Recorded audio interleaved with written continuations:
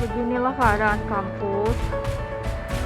Kampus yang biasanya ramai, kini menjadi sepi.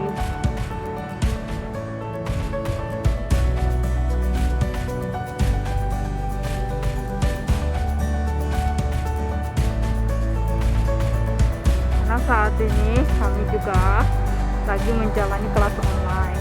Jadi mahasiswa tidak perlu datang ke kelas. Tapi untuk anak lab masih tetap datang ke lab. Tidak ada pengecualian.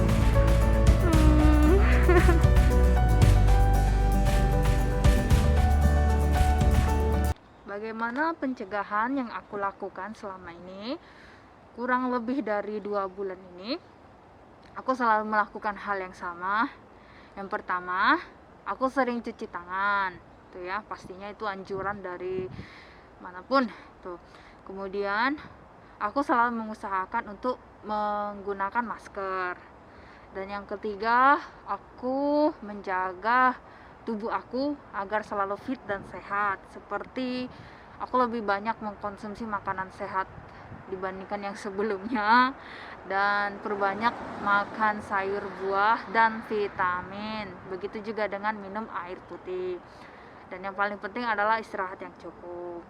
Walaupun sebenarnya untuk tidur ini aku sedikit kesulitan karena kadang aku menderita insomnia dan dikarenakan pekerjaan di lab yang mengharuskan aku pulang larut malam.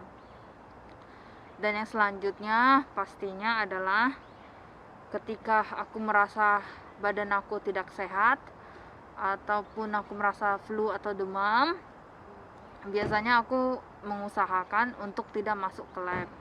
Ada sih hari di saat itu, ada satu hari ketika aku merasa tidak sehat, aku memutuskan untuk stay di kamar aku. Dan untuk aku sendiri, kami melakukan isolasi mandiri gitu ya. Tapi isolasi mandiri itu pun ya ketika weekend saja, karena untuk hari-hari biasa aku harus tetap datang ke lab.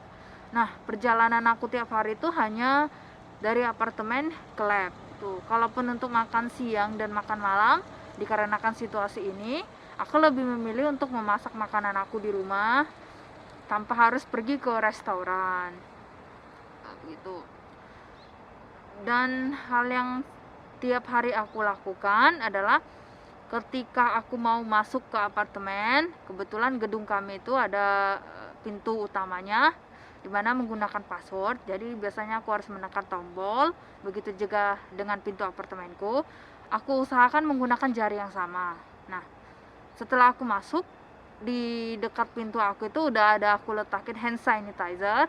Aku langsung menggunakan hand sanitizer ini. Karena Korea sendiri kan masih sedikit dingin ya, aku masih sering pakai jaket itu kan, pakai coat. Jadi ketika setelah aku membersihkan tangan dengan hand sanitizer, aku langsung membuka jaket aku. Begitu juga dengan sepatu.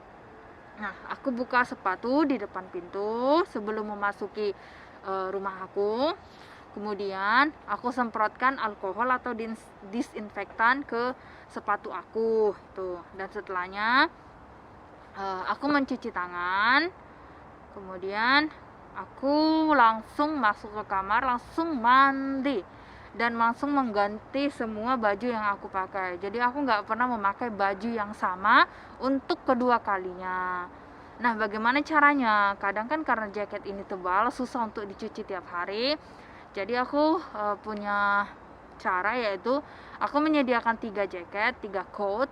Jadi tiap hari itu aku memakai jaket yang berbeda. Dan setelah aku pakai, kadang aku semprot pakai alkohol. Kemudian aku jemur di beranda rumah aku yang bisa ini kena matahari. Begitulah caraku.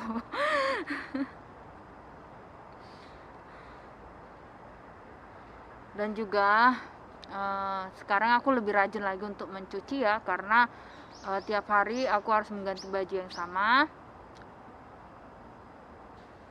Hal yang tak kalah pentingnya adalah handphone kita dan barang-barang elektronik kita ya, seperti laptop, tablet, ataupun iPad itu. Jadi biasanya setiap hari itu Setelah masuk ke kamar di malam hari, aku mengusahakan untuk mensemprot barang-barang elektronik menggunakan alkohol. Karena seperti yang kita ketahui ya, kita itu kan paling sering bawa handphone ke tempat tidur ya, apalagi bertelepon. Jadi kita harus lebih hati-hati lagi dengan handphone kita.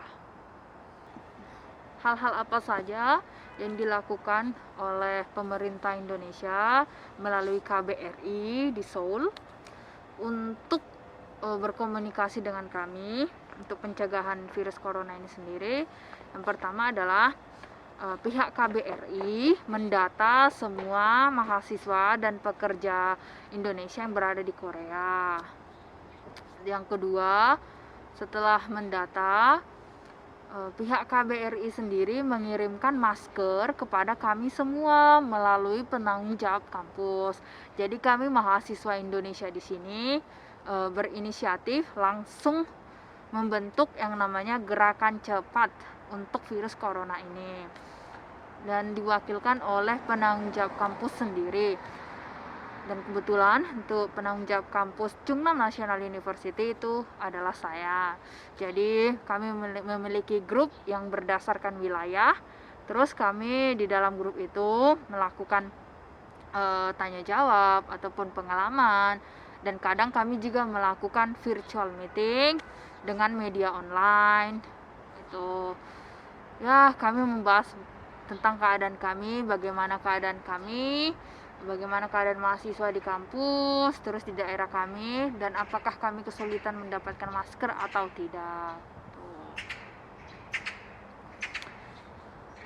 Dan di grup yang lain juga, kebetulan saya aktif ikut dengan yang namanya grup Asosiasi Peneliti Indonesia di Korea. Kami menyebutnya dengan APIK.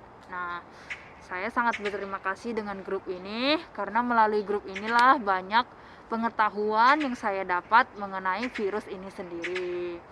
Terutama dari teman-teman yang backgroundnya seperti bioteknologi ataupun ilmu yang lain yang sangat tahu bagaimana tentang virus ini.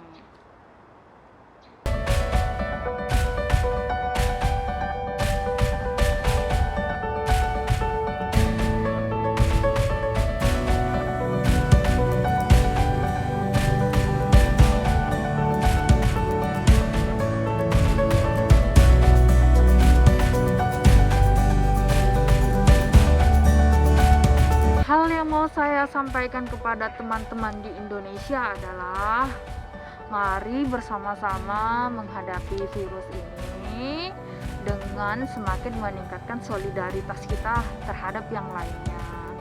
Kalau kami mahasiswa Indonesia di Korea bisa saling membantu ketika satu yang lainnya kekurangan masker ataupun ketika yang lainnya dalam kondisi yang tidak baik, maka saya yakin teman-teman yang di sana juga mampu melakukannya. Dan ada baiknya kita kaum muda lebih mau mengedukasi keluarga kita bagaimana sebenarnya virus ini, bagaimana pencegahannya, dan kalaupun terinfeksi apa yang harus kita lakukan, bagaimana kita mengisolasi diri tuh. Dan saling mengingatkan satu sama lain. Seperti yang saya katakan sebelumnya, aku menjaga kamu, kamu juga menjaga aku. Kita saling-saling menjaga satu sama lainnya.